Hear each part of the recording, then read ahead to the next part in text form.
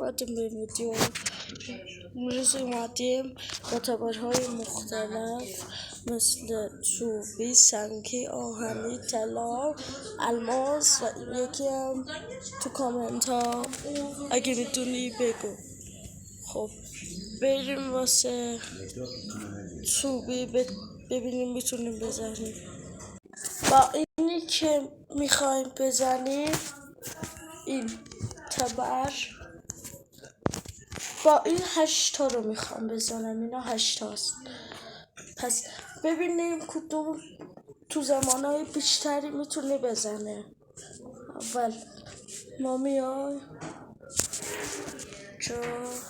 اول پا تبر چوبی میزنیم، بعد میریم به سنگی، آهنی، طلایی، الماس، اونم که کامنت کنیم.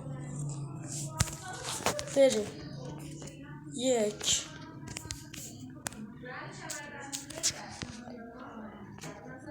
2 3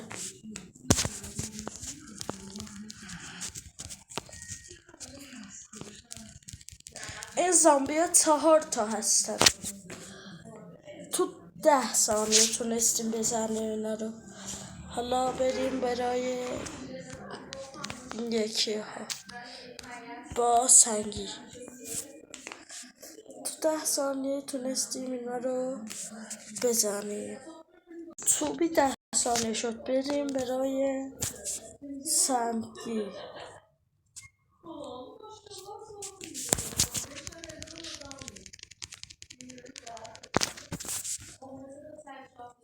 تو 5 ثانیه تونست سنگی همشونو بزنه.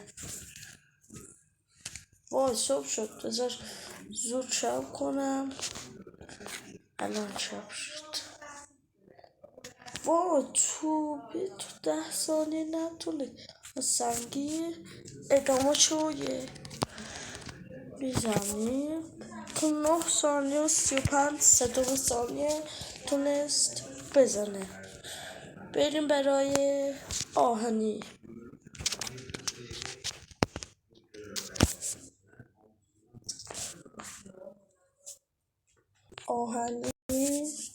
بریم واسه آهنی. 1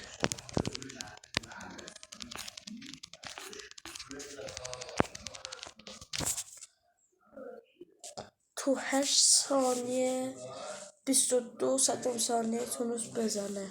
آهنی 8 ثانیه موند. طلا و الماس و کامنت. بریم اول برای طلا. بپوشونم طلا.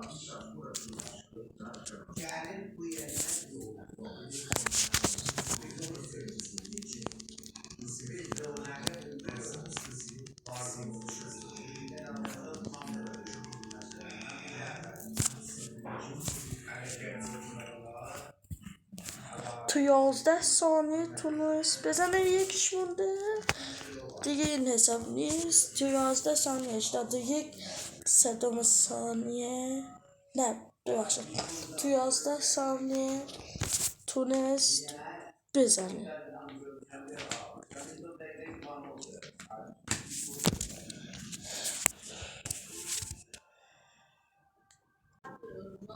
بریم واسه الماس. با الماس 6 تا رو میخوایم بزنیم. 6 تا 1 2 3 بزنیم شد که بزنیم باشه.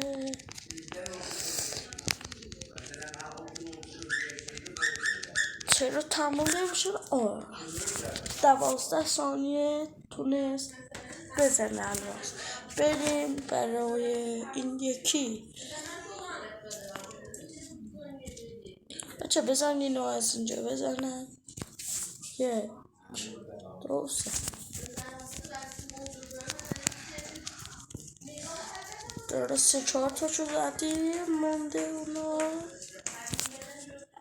تو تو 8 ثانیه تونست 9 ثانیه تونست بزنه. مرسی که این ویدیو دیدین. تا ویدیو بعدی بدرود.